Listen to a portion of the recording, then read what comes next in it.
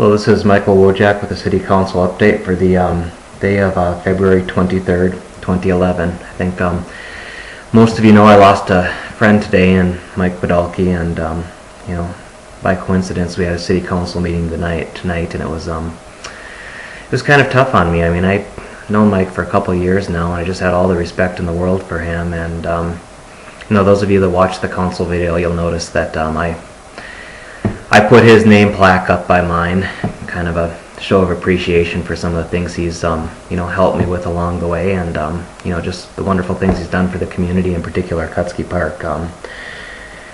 Wasn't easy to prepare for the meeting, but as always I did my due diligence and came prepared, and I'm going to give you a City Council update for what we knew was going to be a very long meeting. The meeting ended up going maybe 4 hours 15 minutes, but it could have been a lot longer. We actually had some other potentially contested hearings that just kind of smoothed themselves over before we actually got to the City Council meeting. We did have a few comments in the open comment period about this requirement to have the crime-free multi-housing course, and I realize that not everyone's going to be able to attend one of these two classes coming up. This was actually, I believe, a requirement that was suggested in the negotiations between a couple council members and the multi-housing association. So I don't think the City Council actually even came up with this requirement, but I think it's a good requirement, and I know that there are a lot of people out there that said we should just make the bad landlords do it and let the good ones go free, but that's not the way these things work. It has to be an even standard. What we are looking to do as staff is make an option available so that people can perhaps do this online with some interactive segments, and the guy who runs the Mike Pruitt, the guy who does our City Council videos, is also going to do the he's going to do some videos of the crime-free multi-housing and put them online as well. So we're hoping to have some additional options as well and some additional flexibility. And I wish that all landlords were responsible, but we know very well that that's not the case, and it has nothing to do with how many tenants they have or how big or how small they are. The good ones and the bad ones come in all shapes and sizes. I have to say one thing that surprised me a little bit. I was going to pull it and vote against it, but it blew me away when I actually had the support of 3 other council members. My jaw pretty much dropped a couple months ago when I was reading in the Post Bulletin and found out the 65th Street interchange was a done deal. It's like, I'd like to meet who these community leaders were that came up with this analysis and came up with this decision without informing me. And there's a lot of issues to be had, and really what I tried to do is I tried to actually go back, and I've never been a big fan of the proposal, but say, okay, what happened at the 65th, or the when we did 40th and 48th Street? How did that work out for the taxpayers? So here's basically what I found out. Taxpayers put about $85 million into that stretch. What did we get for that? Well, we got the shops on Main, or as I affectionately refer to it sometimes, sprawl on Main. And did we get any net jobs? No, actually we didn't. I looked at the MSA data from 2004 to 2008, and I actually saw that the growth in retail jobs, which is principally what's out there, it actually lagged the overall growth in jobs in the community. So, what happened is, of course, we got new jobs out there, but whatever jobs we added out there, we lost probably more elsewhere in the community. Did we get any increase in sales tax revenue? Nope. The sales tax growth over the last decade has gone up about with the population, and there was no significant jump when this opened up. Do the property taxes cover the costs? Not even close. The biggest driver of property taxes is actually area of land covered, because things like our number one expense is public safety, and that the cost is incurred basically by how much area you have to cover. So when you open up big areas, it's a huge expense. And right now we have a big area opened up, which is a huge expense, but we don't have very much for development down there, and what limited commercial we do have, the costs are not being covered at this point.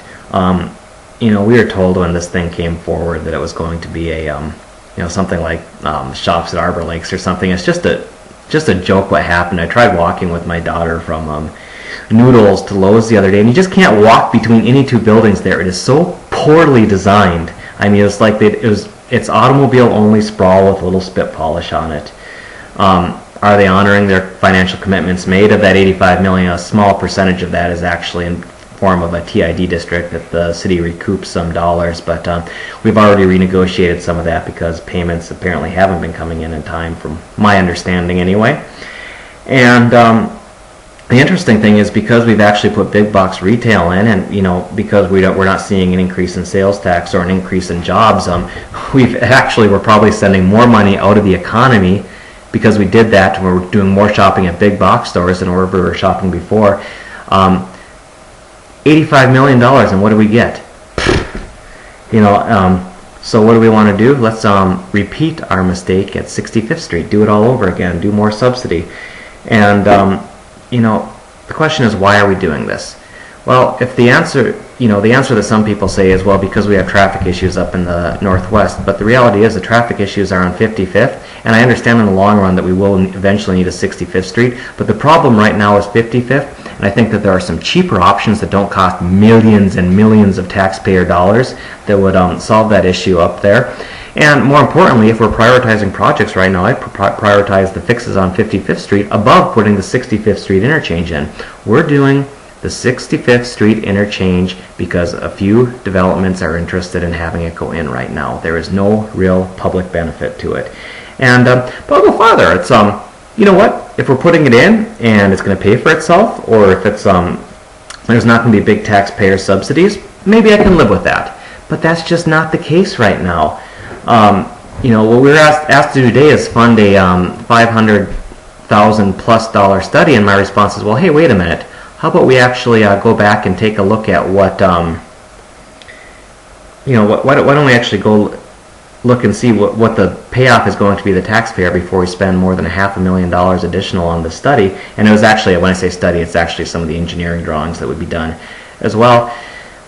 But the reality is we don't even have the money for this right now. It's dependent on the sales tax, and from what I understand, there are some people who think that we're going to be building the 65th Street interchange before the before we actually see dollars coming forward for from a potential sales tax extension. And I'm sorry, but there's no guarantee that we're going to have the referendum, and if we have a referendum, there's no guarantee that it's going to pass, and I really have a problem spending $10 million of that money before we actually have it in-house.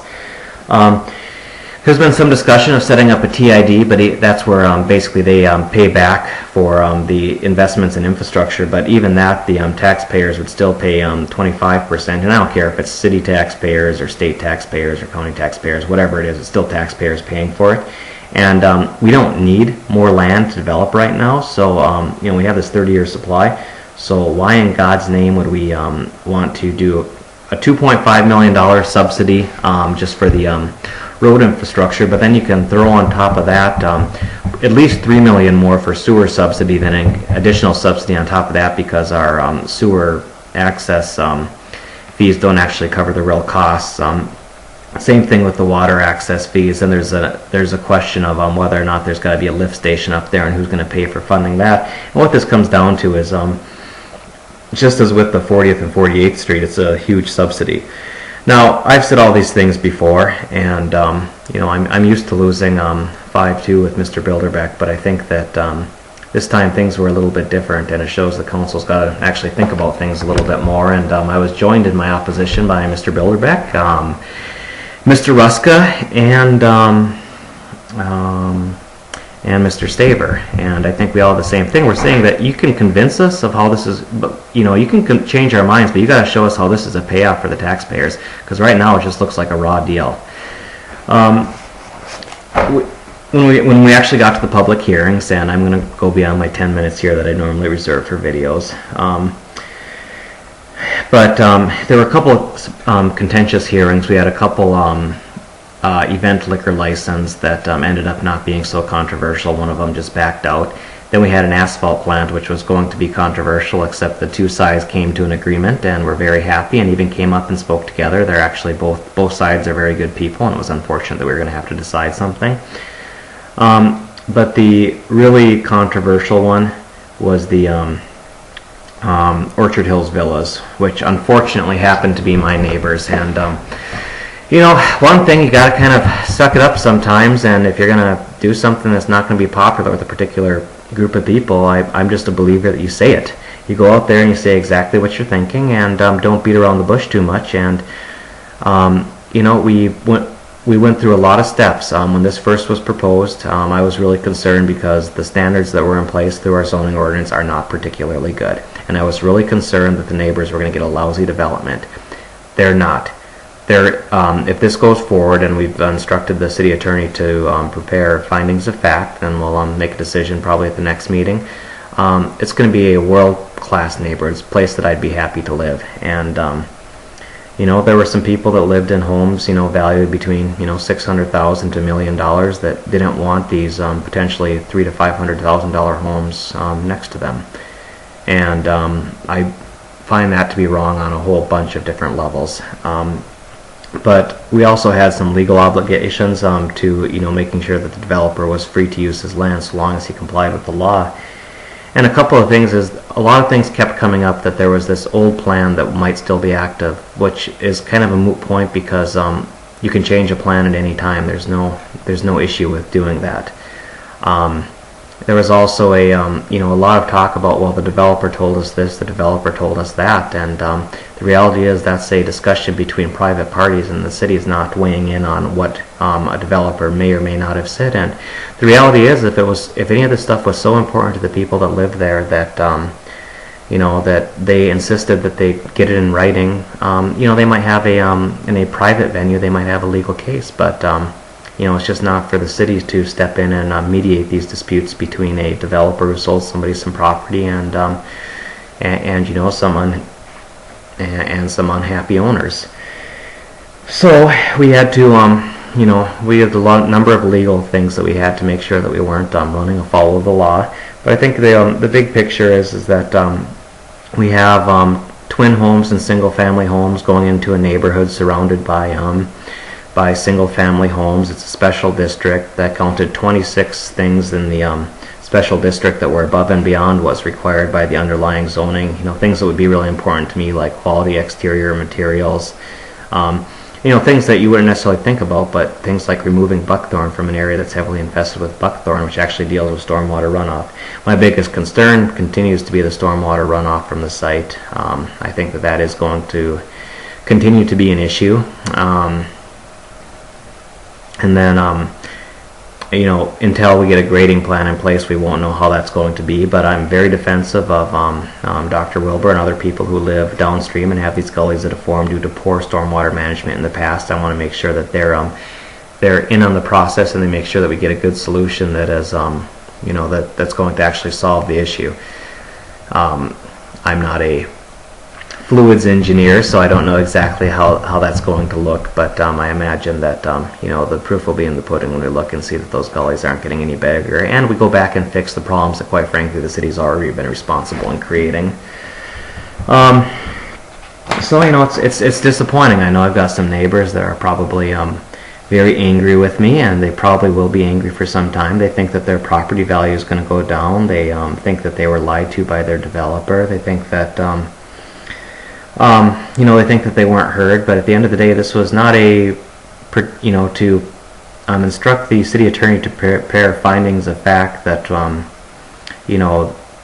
to support our conclusion. That was a 7-0 vote, so it's not like this was particularly controversial either. And, I hope they realize that. They were granted every single meeting that they were entitled to by law, plus I believe, some additional discussions as well. I think the developer is putting forward a product that's going to be very, very attractive. And I know that once that's in there, just like the controversy with Fox Hill, you heard the exact same thing, that the neighbors didn't want it because it was going to hurt their land values. It wasn't what was drawn up before. And Fox Hill has been very successful. It's a very desirable neighborhood, and the people surrounding our neighborhood are very happy.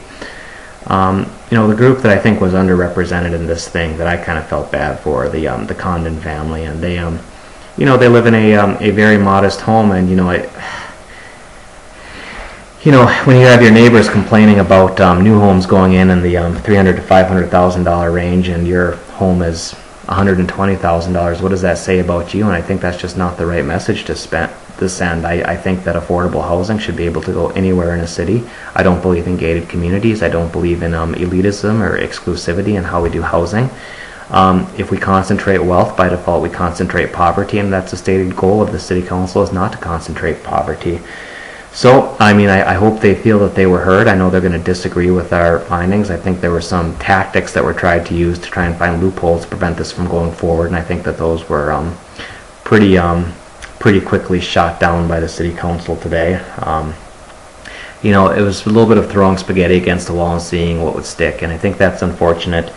I do know that if they bear with me 10 years from now, this isn't going to be an issue. I hope they don't hate me for the 10 years in the interim. I hope they still come to me if there are other issues regarding the city council. But I knew that some friends and neighbors and, you know, quite frankly, a family that I attend Mass with probably aren't going to be very happy about this decision. And but I did not want to be weak in stating where I was coming from and what my reasons were. And I feel that they got a fair hearing, and I think the decision was not the way that they wanted to.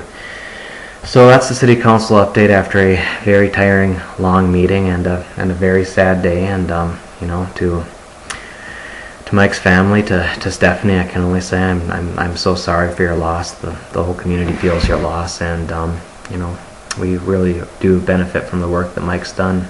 He started on the county commission when I was in the 3rd grade. What an incredible guy. Thanks for watching this extra long video. Good night.